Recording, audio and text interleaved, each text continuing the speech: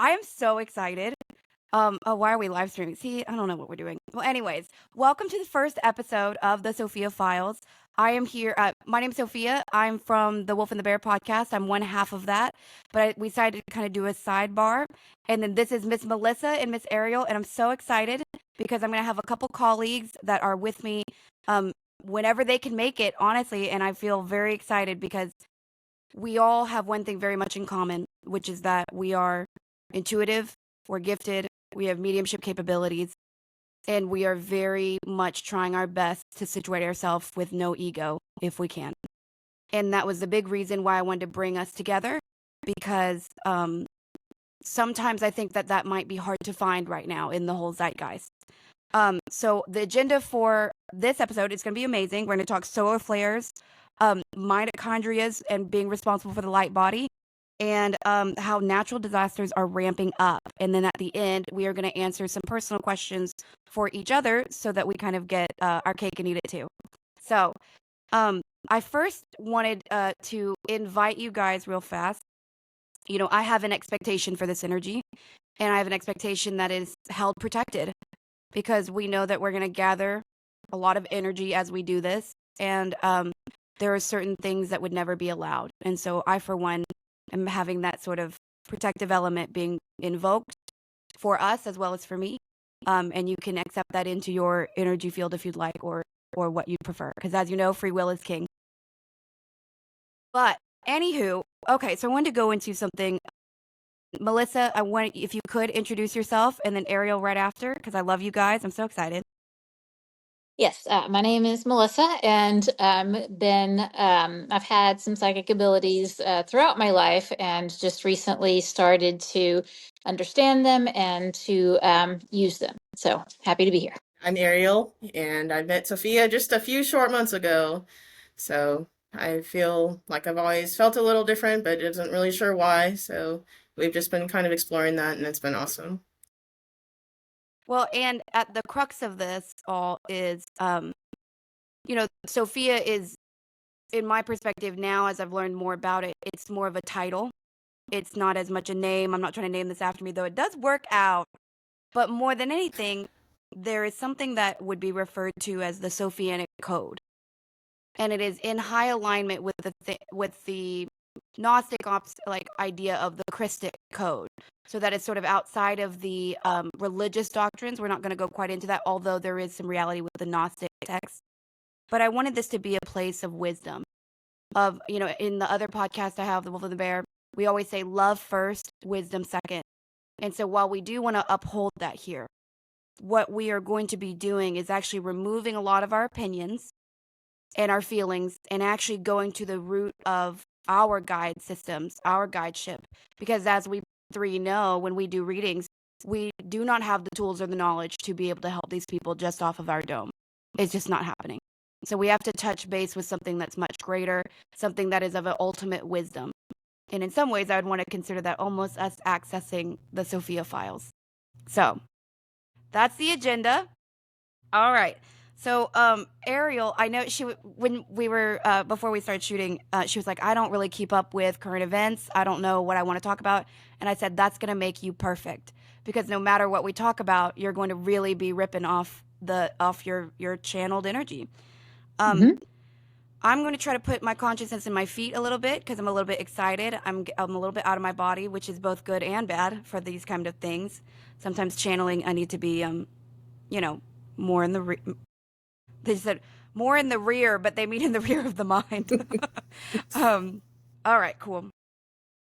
Okay, so when I first say these solar flares that are making all the lights in Texas and all these places that are just really never supposed to see this, what is the original feeling that you get, Melissa? It's leading to an awakening in terms of like the energy, and it's not the only thing that's going on towards that end. There are other things that are just sort of shaking up the energy and allowing people and the earth itself to sort of wake up. And Ariel, do you feel like there is any man-made nefarious energy attached to it? What are you feeling around that topic?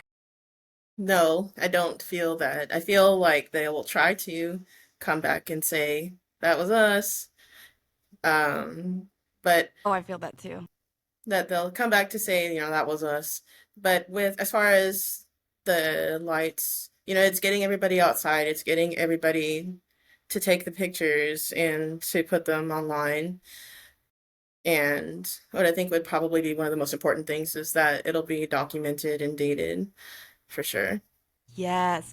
Oh, look at that baby. Remind me his Yeah, I name. think that there's just more anomalies that are going on. And for that one, it is, they're becoming more noticeable so that people can, like we're doing, like talk about it and just become more aware that there's more out there than meets the eye. They're saying right now that this randomness that they keep claiming with the access of the magnetic field, they're saying it's not random. They're saying this is so organized, just like the luminaries above have an organized pattern.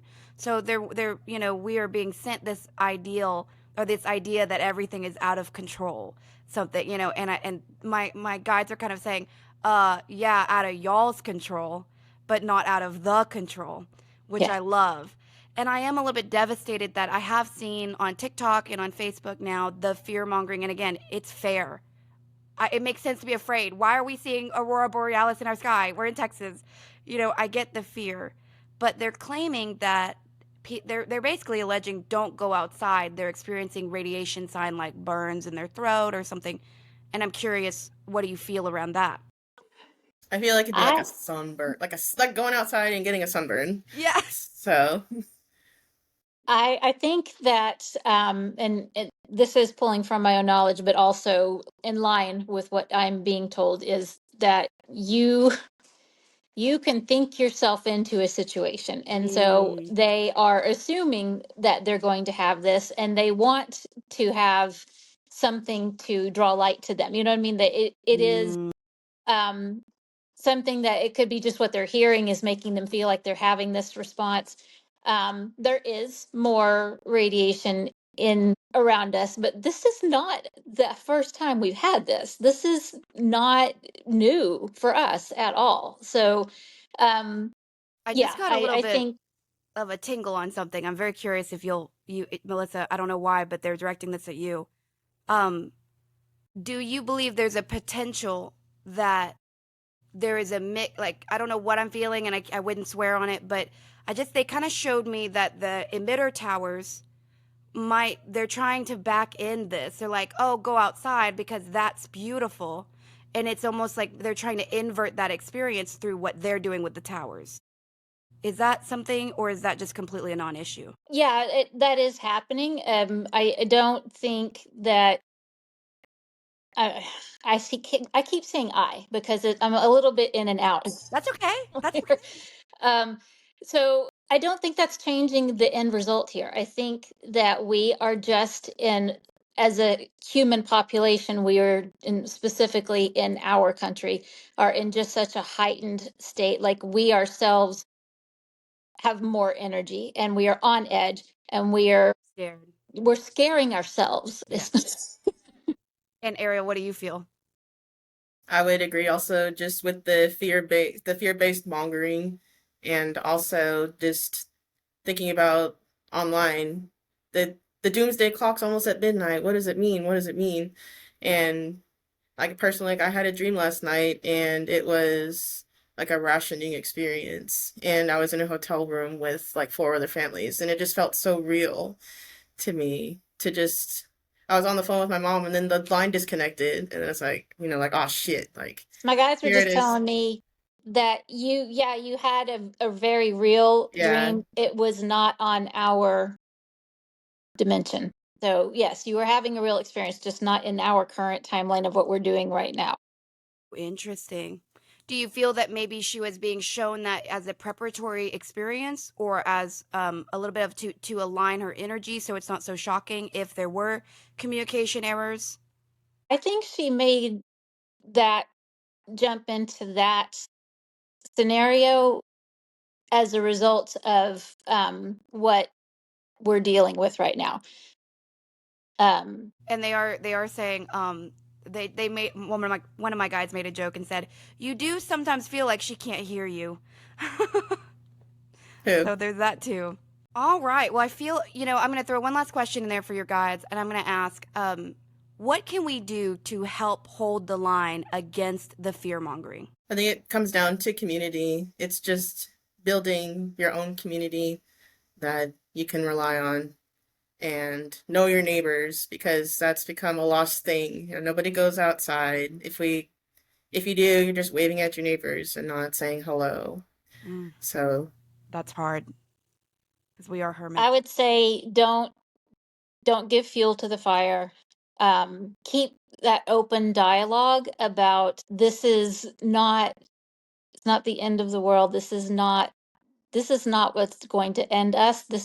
It's more talk than anything. And so the more we diffuse it and the more that we just kind of get people grounded, so to speak, the less it will have a hold on us. The other thing that they're kind of talking about is that when there's two things. When you see it online, right? Say that Ariel, for instance, I think you and I are probably a little bit more on TikTok. Maybe you are, but we're scouring the internet for data sometimes, and it does not hurt to leave your harmonic in the comments, because you can basically say, I really love you guys. I really think we're going to be okay. I know it's weird, but we got this. Because then that will function as a little bit of an algorithm filter for people who are maybe needing that in that particular moment, and what's it to us energetically. And the other thing they were saying is disconnect from your need to be okay. What are you so worried about? What do you think is so wrong? You're whole here. This tomorrow is going to come at its rate that which tomorrow always comes. And so if we can really say, I'm curious about this, but I don't need it to have an answer. Could it be HARP? Could it be the towers? Could it be the magnetic field changing? All of it could be true at once. We have no real ability to check that. So it would be most important to manage what you can manage, which is your own anxieties and your heart space about it. And they're telling me it's okay to approach this with wonder, with that child curiosity, without having to have that overlay of, oh, we're all going to die. Right. Well, because we are all going to die, guys. Imagining Chicken Little. You remember the story of Chicken Little? Mhm. That's what I feel like this is what y'all are doing. Y'all are all running around like Chicken Little, just working yourselves up. Well, and we are little. Like, in the grand scheme of these things, look how little we are. Like, we're supposed to, I mean, it would be almost asinine to tell people, like, quit being afraid. Wow. Right. But also, yes, that's not what you can. But also, it's kind of like, we've got choices of how we can hold ourselves. That's what they're like. You can be afraid, see what that does to your adrenal system, see what it does to your, cortisol, and then see if that feels good. Because we do have a choice. And I personally, as me, I would want to choose to feel good. Doesn't always work, and we get that. They're saying take the fear in small doses. Yes. Well, and take the fear to change what you can. If you're really petrified about the power going out, and then you are the weirdo. Go get the food. Stop judging yourself for it. Like, get the generator. If that's going to bring you peace, now recognize that can be a black hole of insatiability, because peace is not something you can achieve from the outside coming towards you. And preparedness will take you down a rabbit hole as well. Yeah. They make shows about it. Those Doomsday Prepper shows. Well, there's a comedian, and I thought this was so funny. She said, and I'm just teasing, but she goes, how unfortunate is it that all the people who are prepared are the worst of us? And so they're just talking about, like, if this all goes down, we're going to get some wild survivors. Okay. Kind of piggybacking on that. The natural disasters. We know this is a legitimate thing. The ring of fire in the ocean is lit. We're seeing really, really old volcanoes become active again. Of course, when they just said the rumbles in the water, we're going to see that manifest on land.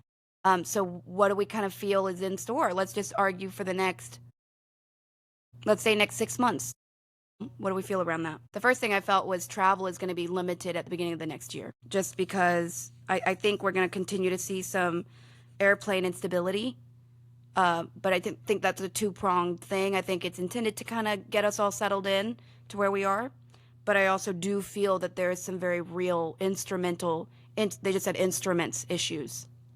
Yeah, the geomagnetic, which is kind of what we've been talking about a little bit, right? So there are, what I am feeling is that, yeah, there's going to be some blips, and that might interfere with airplane travel, communications, a lot of just the earth rumbling, not like a lot of smoke, but not tsunamis, which is what, the big disasters is what I worry about. Like what if we can get information on that, that's what I was looking for. But right now they're not in 6 months pertaining to what would impact the United States. It's just, yeah, it's the earth is just kind of shifting and grumbling, and we're going to hear about it. We're going to hear about the earthquakes. I feel like they're like the parts of the earth are popping its neck. Right. That's how I feel too. Yeah. Getting ready to stretch your legs.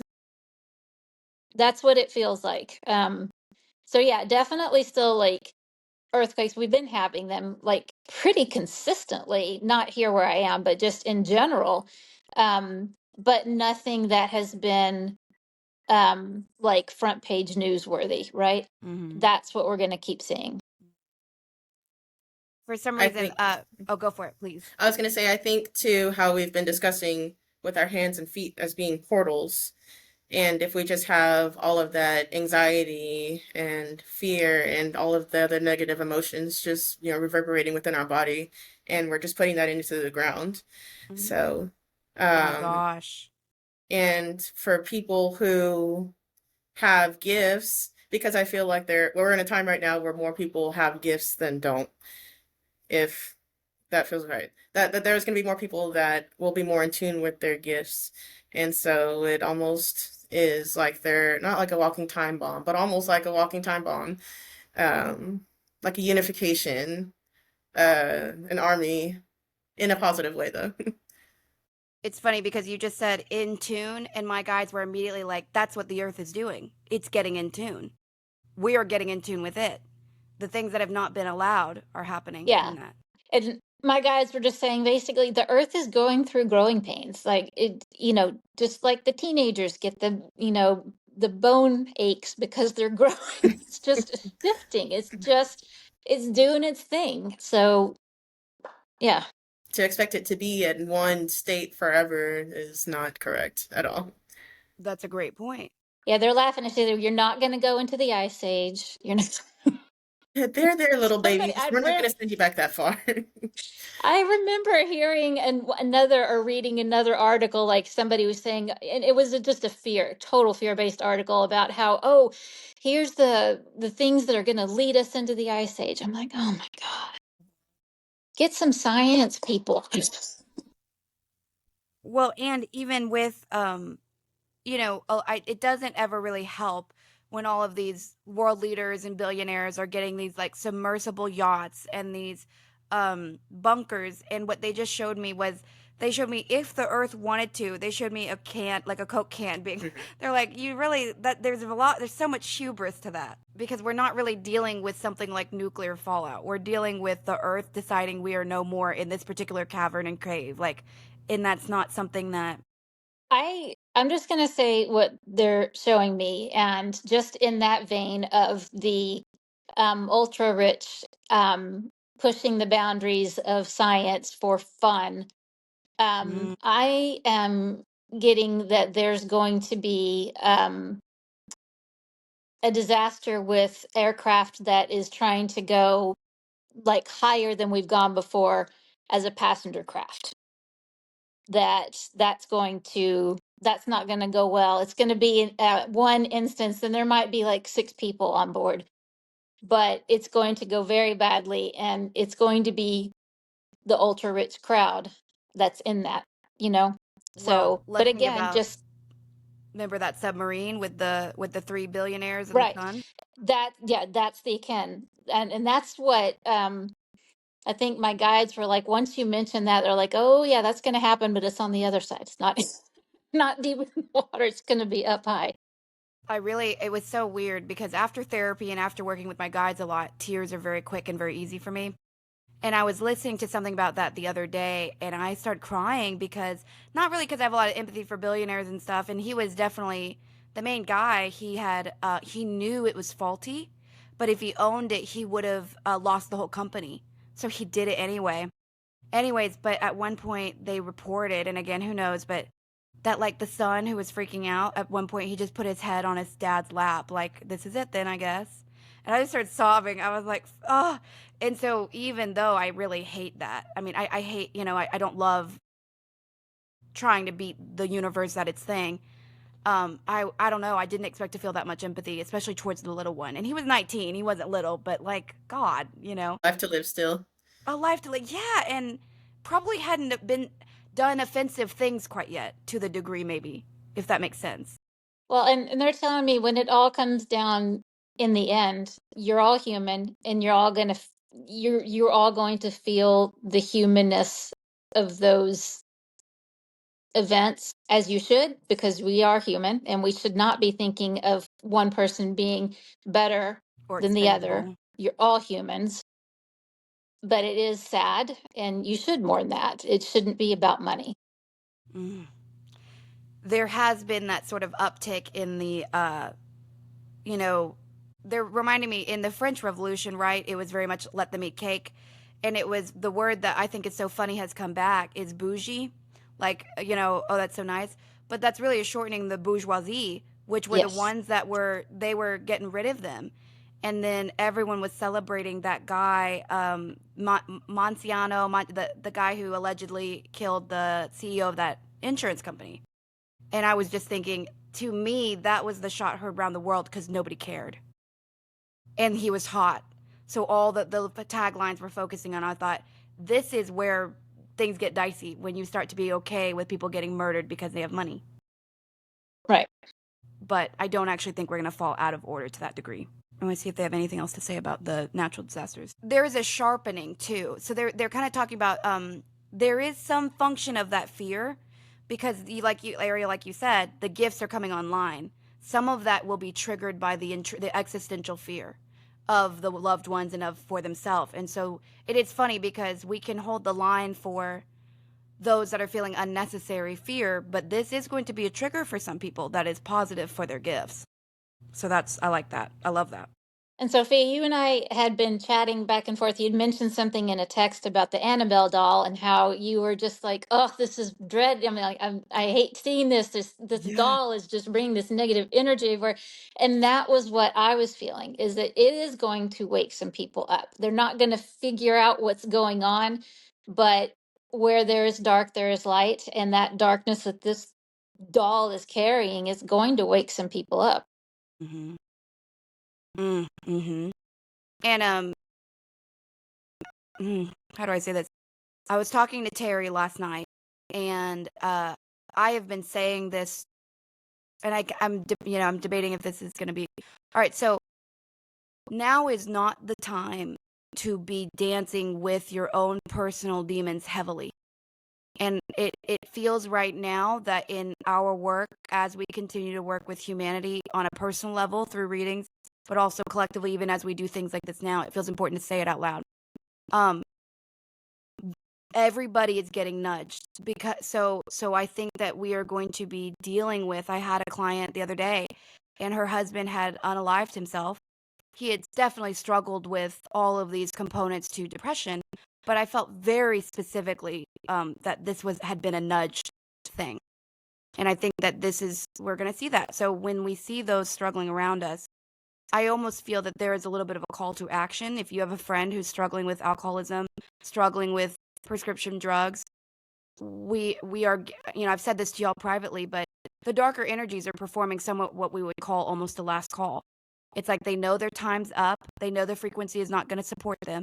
So they're trying to get as much into their go bag as they can. And the ones that are going to experience that pull are those that are fighting these mentally distorting activities that then, as well as really toxic relationships that's really being pulled on right now. It's like, if you're going to talk, your worth is going to be the first thing they target. So please help those around you if you feel it or you see it, that they're starting to have really self-esteem, dark worth issues, because please understand they're being handheld sometimes. And we should hold the other hand, is what I just heard. But I love that, because like we also said, a lot of people will not answer that call and be awakened to some of these realities around them and the realities within some of their addiction. So, like you said, with darkness comes illumination. I just, I want to keep as many of us on here as we can. All right, and this one's gonna be weird. You're gonna I'm so excited because this is so strange. But all right, so I want you guys, and I don't know how I feel yet. I think I have an idea about it. But there's an allegation. Remember in school how we always learned the mitochondria is the powerhouse of the cell? But I was listening to something the other day, and they were talking about basically that there is a high copper content, or there is a higher copper content in some people's mitochondria as opposed to others. And then they were talking about basically there's a natural every second of every second of every second. When this chemical reaction happens with the copper, there is literally a burst of light in the mitochondria. Just like when a sperm inseminates an egg, there is literally a flash of light.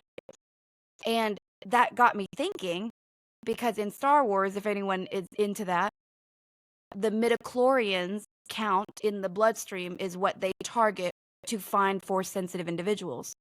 And then I'm thinking, well, fiction always has some mirror sometimes, and George Lucas always exposes certain things. What is the benefit of sparking light in the mitochondria for us as humanity? I'm getting that it is it's changing the DNA, it's changing the code. DNA evolves, it is not a static thing. We know that.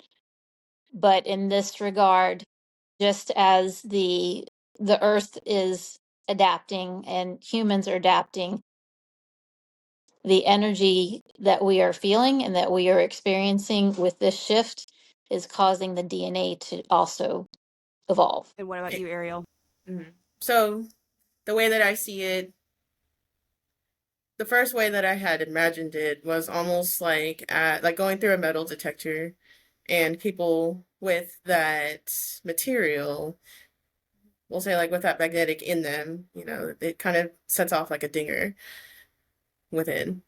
As far as the snap, I see also like a rubber band snap, like boom, and it just raises your awareness to a situation. And when you were talking about the DNA unlocking, they showed me almost like humanity around a giant round table, and that is our collective consciousness. And that there's something about that being part, like we decide when our DNA changes, when we need it to. So I love that, because it kind of makes me feel like we can feel under the thumb of whoever we want to feel under the thumb of, but we do have a consciousness council. Like we do decide when our DNA needs to start shifting. And it is right. So, and I think it and what Ariel's saying too with that, the rubber band, like our bodies are getting that signal, okay, we need to shift, we need to change. And that's the impetus. It is just I don't want to say a symbol, but it's a sign of that evolutionary process. So what if we take it another direction of just through the family, and you have like a family cycle, so to say, and if you have like trauma in the mother, that's just could be like generational, and maybe your mom or dad has the mentality to say that I don't want this anymore, but I don't have the personal willpower, I don't have the personal strength to actually do that. And it's ingrained or embedded somehow into the offspring. And they're genetic resiliency. Mm-hmm. Yeah, I think that just me personally, I do think that I think it is possible, and I think that's partly what is going on here. I mean, there are so many more people. I'm talking as me now. No, that's okay. I have my guides have been sitting here, and a lot of what I did was just channeling, but they're giving me a break because it is a little exhausting. I'm getting very hot too, and we have a lot of energy for us to be doing, and we're in a group of 3, which makes it a little bit interesting as well. Right. Yeah. But no, just having a medical background, I will say yes. We are learning so much more every day about what DNA can do and how DNA can be manipulated at will. So there is absolutely no reason not to believe that our bodies are shifting in accordance with the energy fields around us.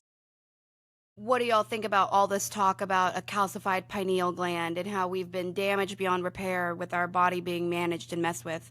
Because I do realize we've had some duress to our meat suits, as I call them, because I don't think they're really all that important. But what are your opinions on that? I mean, how do we overcome that if that's a real problem at all? It almost feels like just do the opposite. Just do the opposite of what we've been doing to, you can't anti-age, but to go backwards. Interesting. Wait, what do you mean to go backwards?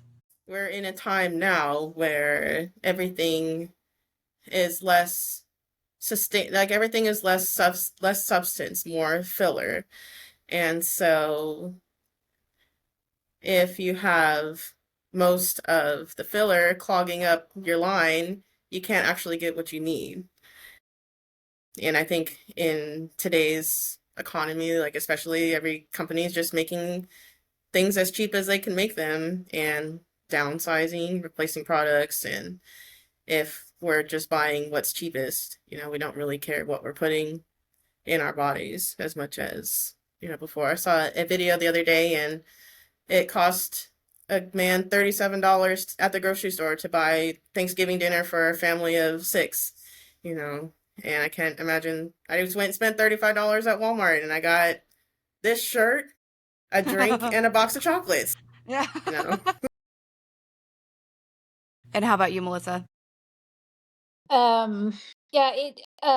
We are definitely experiencing a radical shift, an inflection point in the course of humanity with the technology that we've been given, not something that created. We've been given the technology and it hasn't been used in the way that it was meant to. We're having consequences from that, but they are not forever consequences.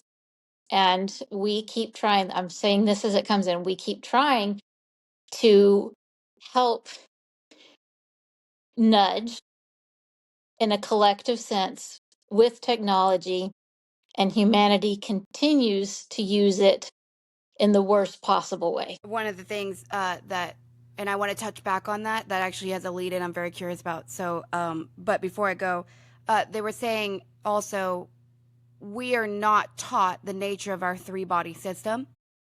And so we hyper focus on the damage done to the least important body because we have an astral body and an etheric body as well.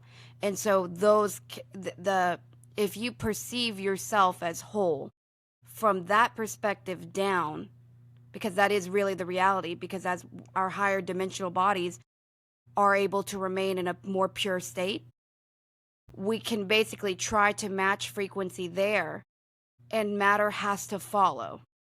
Because again, that's what creates and falls into matter. So if you believe that your pineal gland is calcified, that's a belief that you're holding in your etheric body. And there's a projection down. So, and they also keep showing me, if that's a fear for people, or if they're trying to achieve access to their gifts, they're showing me imagining, literally like a miniature sun, and just imagining it where you believe your third eye should be. Because that is the generative process of bringing essentially the light from the body and focusing into one spot, which is something that can kind of prove to you and to us, as we already know, you have more control over this than you're being told.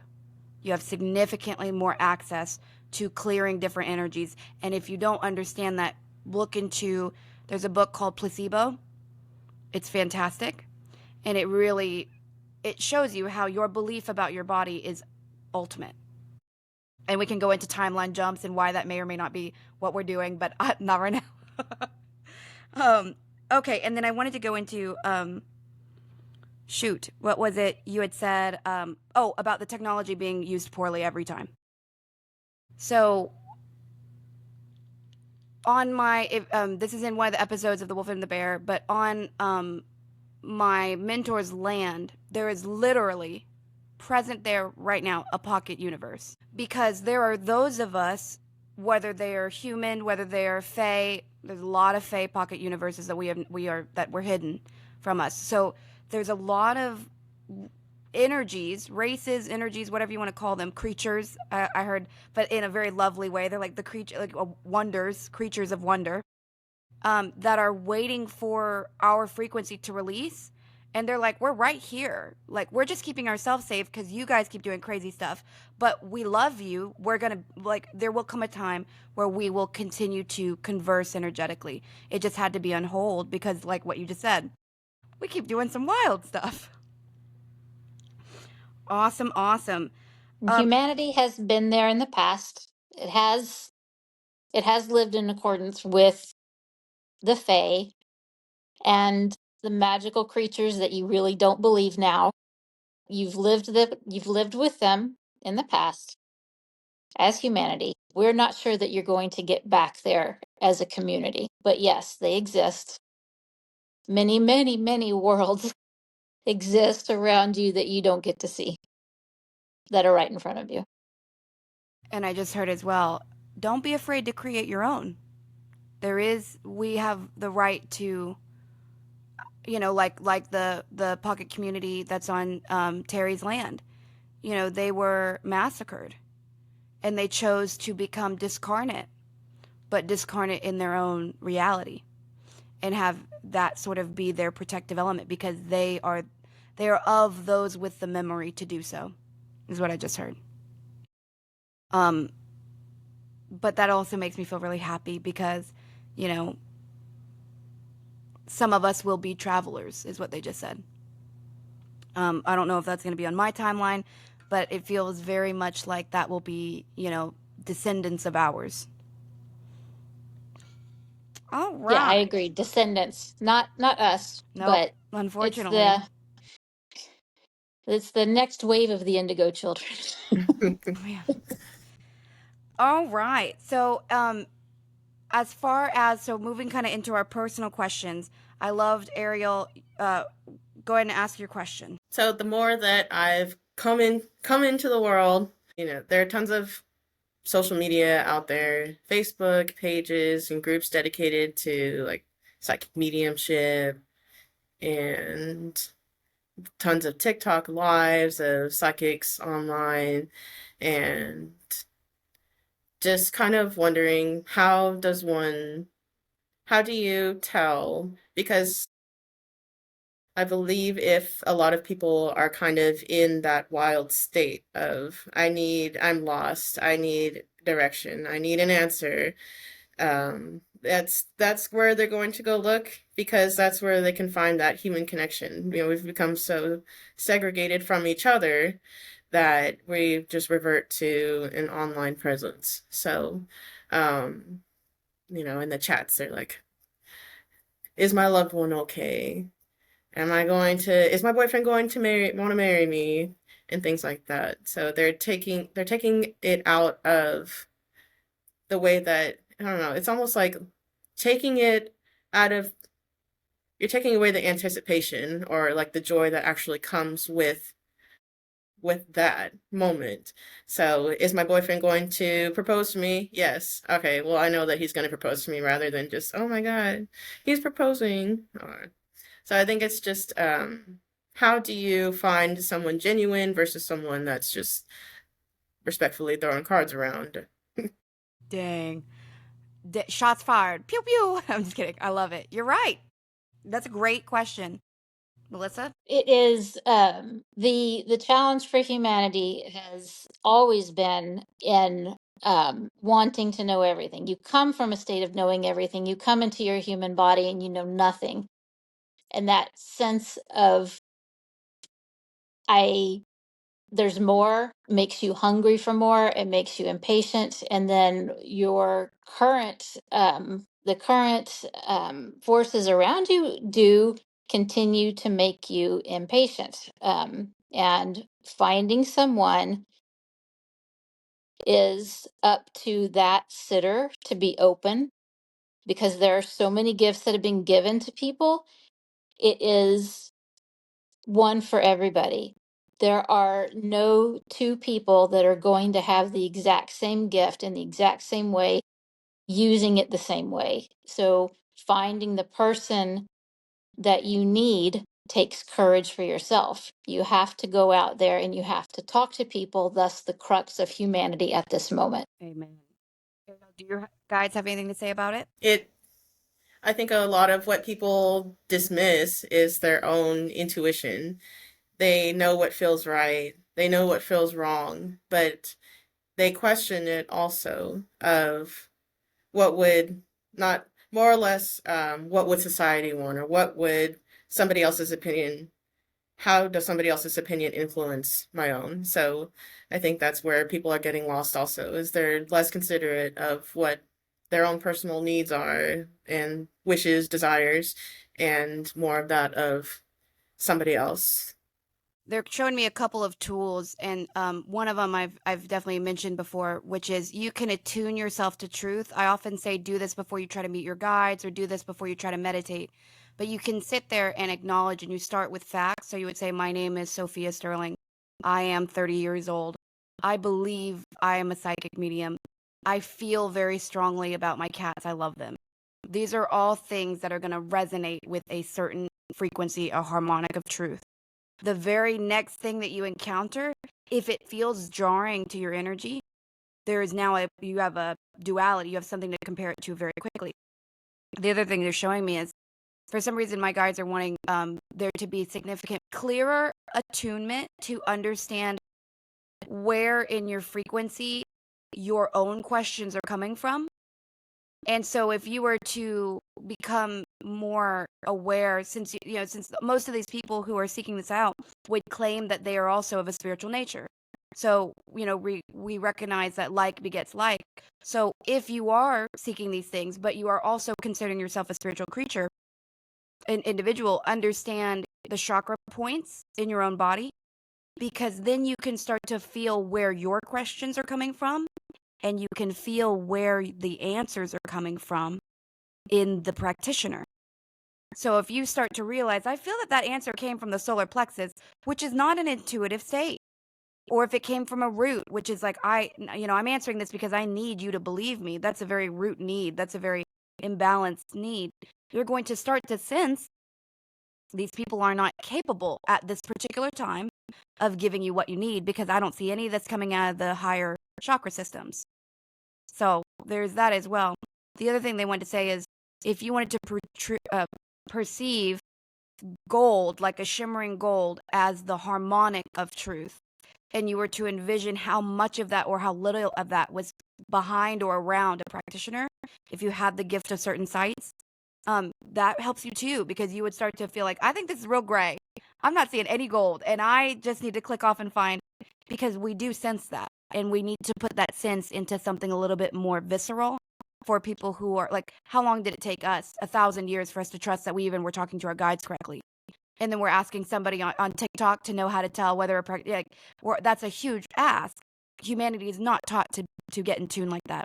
So visualization is going to be a huge key for those that think, I don't know. Like, I even teach this with beginning. I didn't really teach you guys this because you had such high gifts with your guides. But sometimes I'll even say, get used to envisioning a thumbs up or a thumbs down. And whatever your knee jerk is, it might say something. So I feel like a lot of what has come also is that it's just become a cash grab of, let me prove myself, let me tell you what you want to hear, because people are using their intuitiveness but to the wrong degree. So and that's what it comes down to, is how much are you willing to pay for me to tell you, A, what you already know, or B, what it is that you really want to hear. So there's a particular TikTok person that I enjoy watching him, because he gives himself 3 strikes. He says, I'll try to connect, and he does mediumship. He tries to connect 3 times, and it's always a yes or a no question. No, don't give me any more information. I just heard you're a better medium than him. But I like him. Uh, I know, and I can feel he's a very genuine person, mhm. but they are saying you're better than him. Not that that should matter, but it does to me. But what I like is just, he'll give himself, he gives himself 3 strikes. If I don't connect with your person on 3 strikes, I'll give you your full refund minus the processing fees. And I'm like, that's Oh, that's awesome. lovely. Yes, indeed. So I think it would just also be more of looking for the genuity in people also, Mhm. because if you are trying to connect to the spiritual world, I believe that, our team, our higher self will lead us down the right direction. If you go the opposite direction, that's like, hey, I told you to take a right and you took a left. So And that's guideship, right? I'm sure they're Mhm. exhausted with us sometimes. Or like me, when I had my last reading, I said, I do always ask my guides to give me some verifiable information so that this is not coming from me. And I got something and it landed, and I said, that's not specific enough. And there goes my ego. And the whole thing shut down. And they just were just like, they held their breath. They're like, until I was like, okay, fine.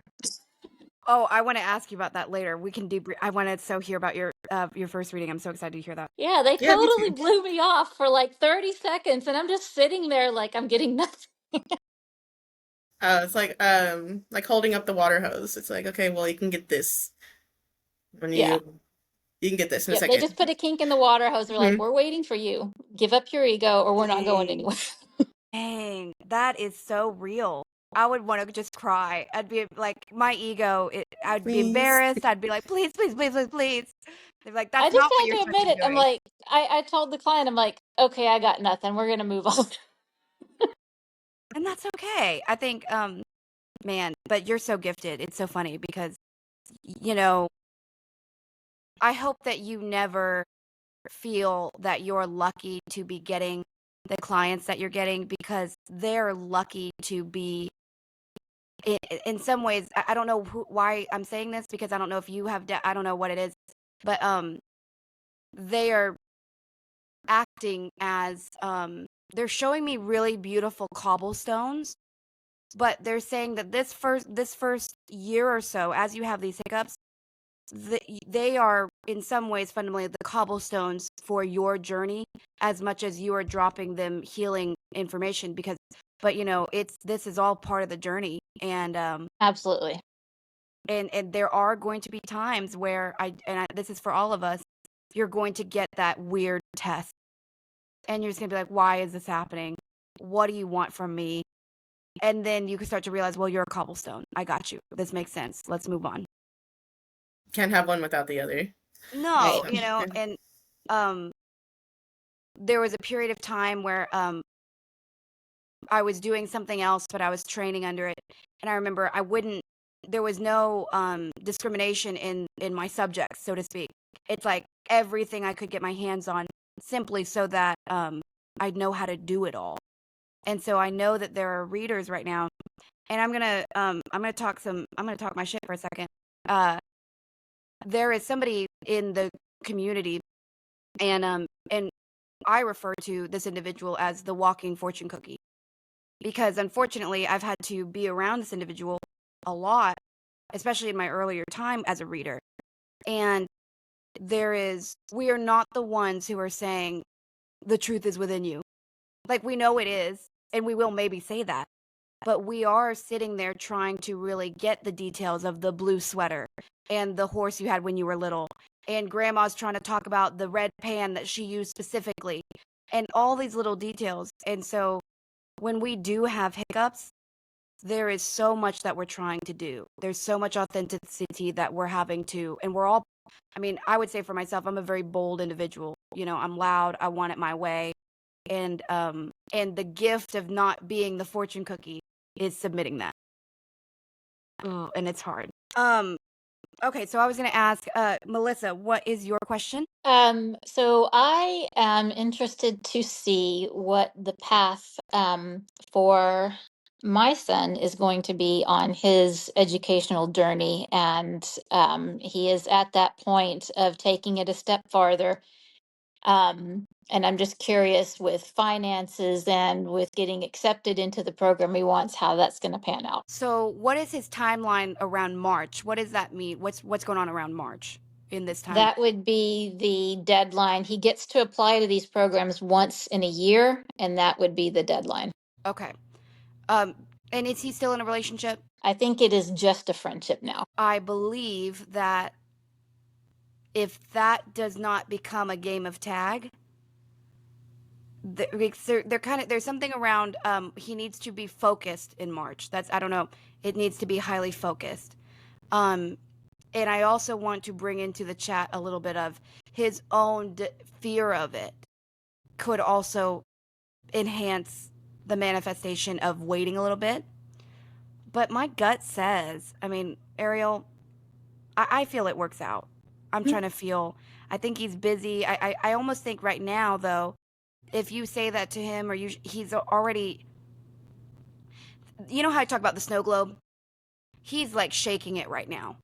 So the reason the energy is not just like, yes, totally, is because there's a lot of variables he's considering right now because he's a little topsy-turvy. He's got a lot of change right now, and I don't know if he's processing that great. Ariel, to whether with Ariel, to you. That's what I feel also is just, he knows what he wants to do, but he's also like entertained by the curviness of the path when there's a straight path forward.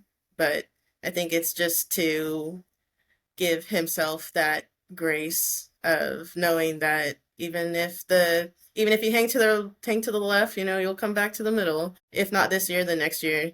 But I think that they're showing me damn near 50-50. Yeah. Because I think if he chooses to, like she said, take that curvy path, he's either going to miss the deadline. There's something that he's like some paperwork, and that will be a manifestation of his unreadiness. But I also feel, and I think this leans a little bit more likely, that 60% goes towards him coming around February, getting a fire under his ass because he gets scared and getting it done. So they're kind of saying a lot of the decision making will be in January, honestly. It's almost like the emotions settle, he's not usually the type to, he likes to bluster. I just heard. He likes to be like, well, maybe I don't care. Like, maybe I'm going to go take a gap year. I'm gonna shake this snow globe harder. Yeah, but then right as it's almost like he like needs the freedom to say that, and then he's gonna literally be like, settle down. Like, look, all he's gonna look at is a snow globe, waiting for it to settle so he can kind of get back to his business. But yeah, he's just having an identity thing right now.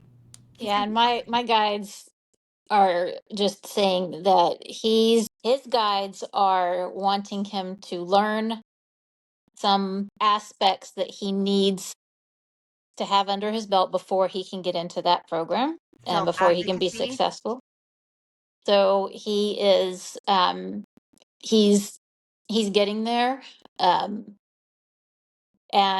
it's going to be a win-win either way. He's either going to learn some lessons the hard way, or he's going to get in there.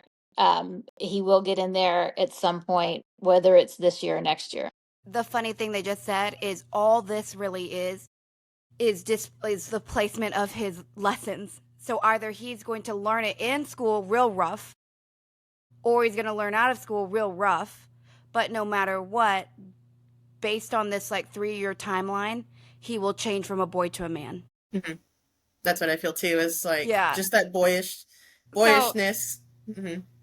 And the reality is, I'm asking if there's a preference for it.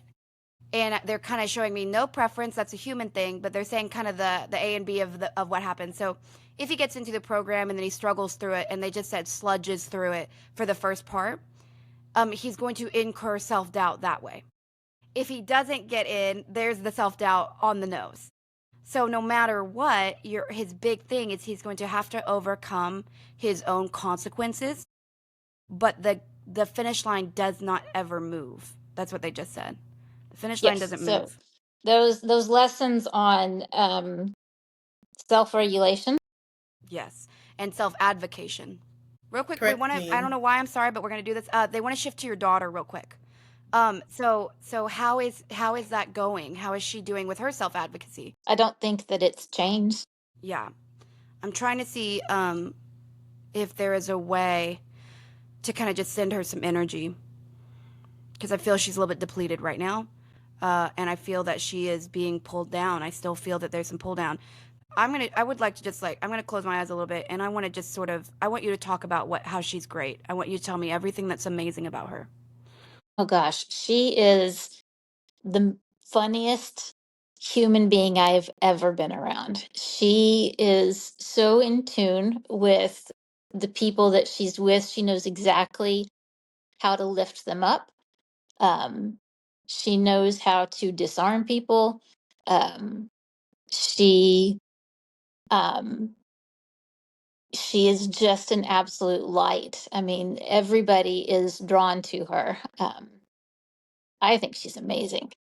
I can feel how amazing she is. I haven't had the pleasure of meeting her. Um, I am going to I'm going to send some of this energy that we're curating here tonight, and I'm going to send it to her guides. I'm going to send it to her higher self, and I'm going to give her hopefully an understanding that for every flame that we are, there will be many moths. And we have to understand that even though those moths may then develop what looks like a dependency, that they need light to survive, and that they might need her light to survive. Sometimes in giving freedom from our light to them, we give them the ability to generate their own.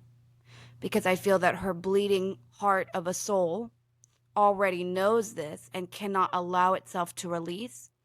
And so I want that information package to arrive to her like a zip file, and I want to just imbue that with the love of everything she is and the strength and the brightening that she needs to kind of come into remembering that the flame is only dim because it's being shared so much, and it's not being kindled by anyone except for her. So it's a little bit of a unfair flame arrangement. They just said the flame arrangement's a little bit one-sided. So I'm going to hope that that gets to her. Man, I do love your kids. You have a great family. Thank you. Okay. So I was going to ask about my cats, but they are making me change it. So I'm just going to ask, there are aspects of me that believe I'm a little bit honeycombed when it comes to psychology. And I'm wondering if I should pursue consolidating that honeycomb or leave it alone. What I see is like an organization, like a filing cabinet. If you have a lot, because you do like a lot of information, it's like a rabbit hole. That's what your mind is. It's like a rabbit hole. And there are so many pathways, and it's like only you know the ins and outs of it. And it would just be to better organize it, categorize, label. Um,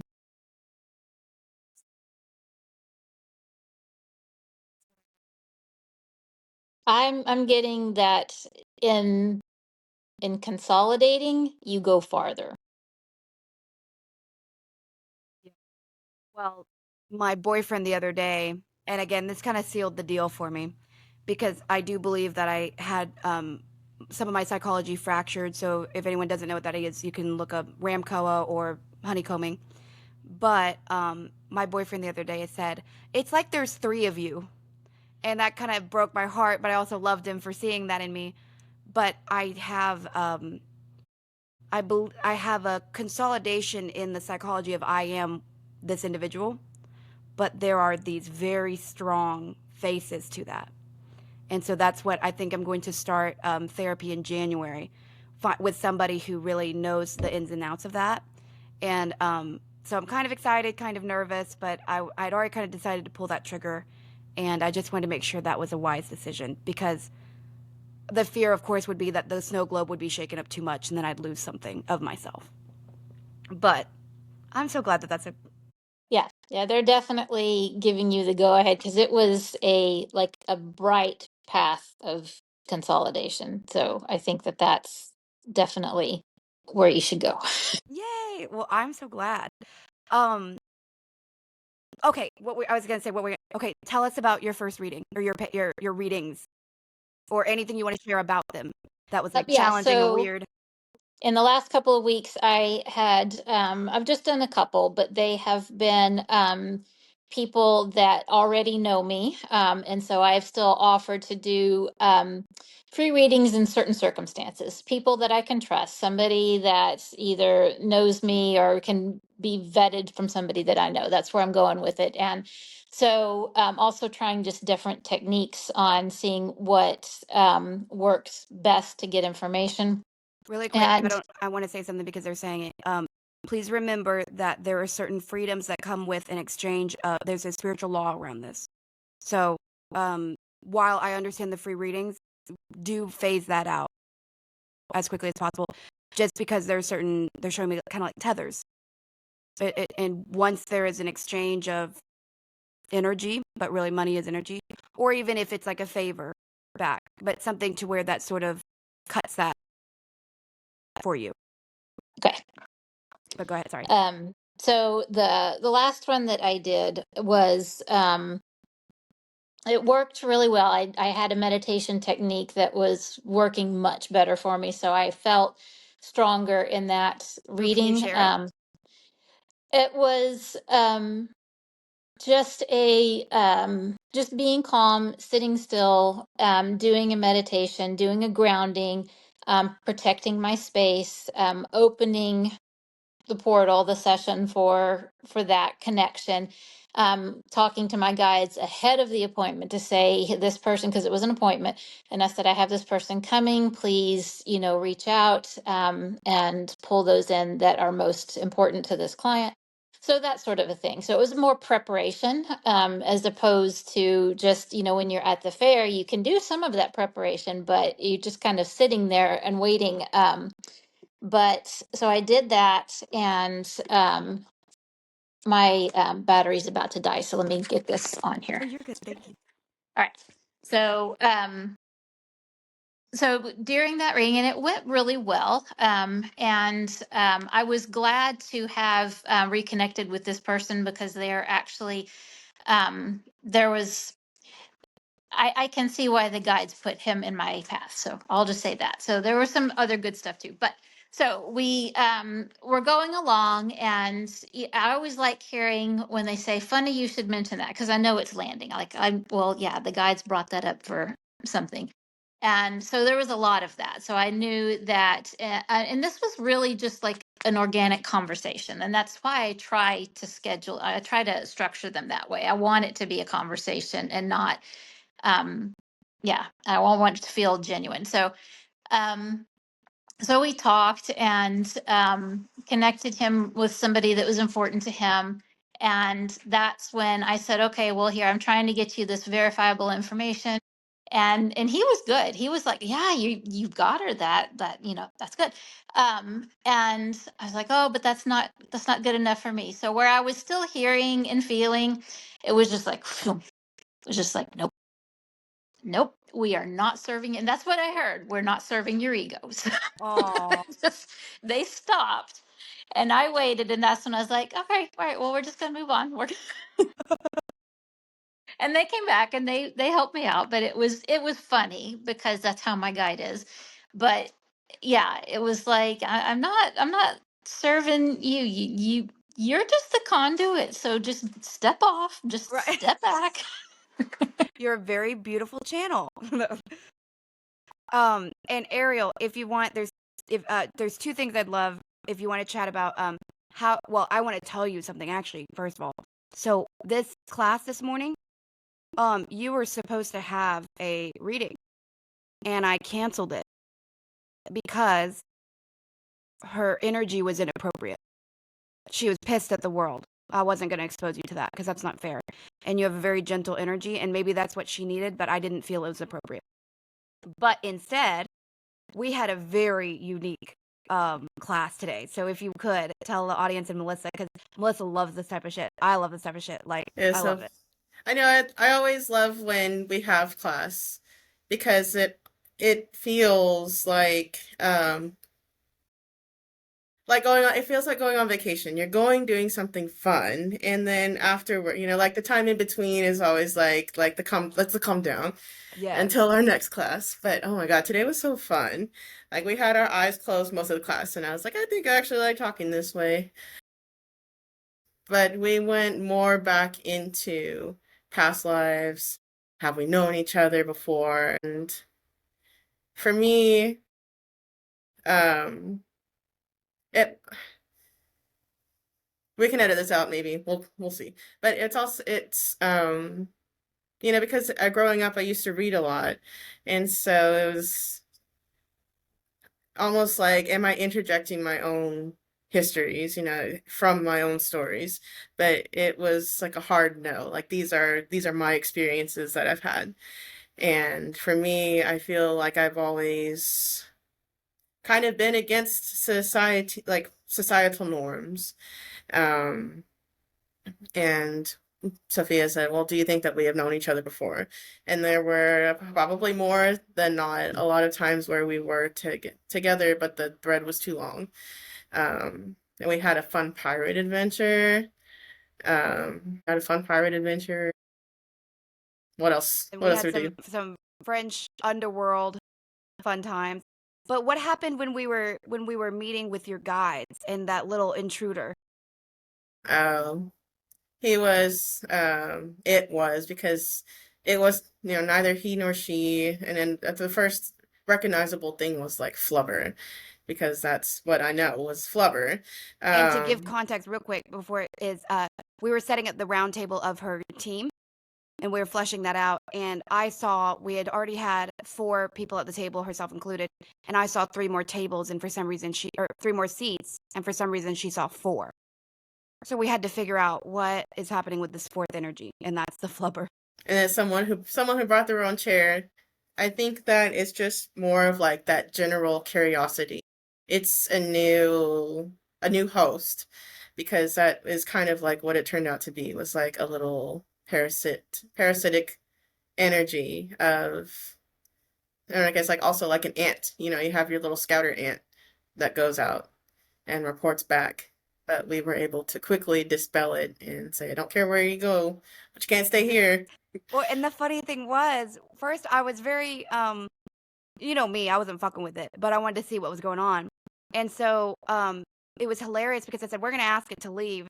And it said, I can't, I have to wait for my ride. Hmm. We were like, no, dude, What ride? you can't stay here. Yeah. And it But was like playing on our empathy. they Like, brought what their would own you do? chair. Well, I was thinking about it too, because I had went and watched that Rick and Morty reference that, just as a The cloud, refresher. The the fan cloud. cloud. Yeah. But I think that there are certain energies that prey on our, not weak, like quote, weakness. So for me, I like all things cute and cuddly. And I fall for, like, okay, have you ever seen that video with I think it's the rabbits jumping on the trampoline? And for a while, I was like, oh my God, like Yes. such a cute video. And Or then the it was foxes. AI. Oh, Yeah, whatever they were. And then it was AI. And I was like, what I the don't fuck? even Yeah. care. When it's I still got the dopamine. Fuck. Right? I'm sure there are Right? rabbits that jump on trampolines. Damn. Right? But I think just being cautious of watching what grabs our attention, because it is almost like, okay, well, if they're in, then they've left a door stopper in for others to come in as well. And so when it came to my guides, like my main guide, it told Sophia, just, it was like a wet dog that came in. It's like, well, I'm going to turn away from that. And I'm not going to deal with that, because you are perfectly capable of dealing with it. And so it was almost to just like that, not refresher, but just that, like, you can do this. You can do this. So that's what we did. And And the first question I asked to verify that this was not of her energy, because it's very hard to tell when it's you. It's so hard to tell. It just feels like a guide, maybe, but it's kind of weird. So I said, I said, please tell me, what does your guide think about this other guide? And his first response was, I don't even want to look at it. So that told me we were going to deal with this today. And then how did we get rid of it? we burned it. White light. And we basically See? encircled it. I told you. Yeah, I had my guides, and I don't remember which day it was. I think it must have been maybe 3 days ago. And they were showing me that is how they get rid of something. Sometimes it's not the only way, but yeah, if you encounter it, yes, encircle it with pure white light. They can't exist, and they go into a different dimension. They go. It's not like you're killing it per se, but yeah, it is. I like to use that word. We're killing it with kindness, but it's just getting rid of them in the moment. But is it Yeah. also, I don't know, I didn't think just because I have empathy that's like, okay, well, you can't have empathy for everything, because then that is, I just think back to The Incredibles when he's in there and he's getting attacked, and just those little bubbles just keep growing on him. And it's like, well, if you give in to everything, then you lose yourself. You can't have empathy for other things if there's a full recognition that it's parasitic to you. Where's your empathy for you? Who deserves to have that attached to their team? And how bold, because that's the other thing, how bold of it to show up while we're both looking in that room. Mm-hmm. And then she was right. She said, the vibe is kind of like he fucked around and he didn't expect to be found out. So I don't know. I just got a kick out of that. All right. I think we've had an amazing first episode. This has been so fun for me personally. I don't even care if there's an audience at some point. It's like, damn. I mean, my God, this is just what I love to do, especially with people like y'all. If we could have an intuitive stab in the dark at topics for next week, we may change it, we may not, but I'd love to give the audience at least a sneak peek and let the guides kind of pick what our current events will, and then we'll pick our personal questions when we get to them. I'd like to talk about skinwalkers. Yes. Yes. Love that.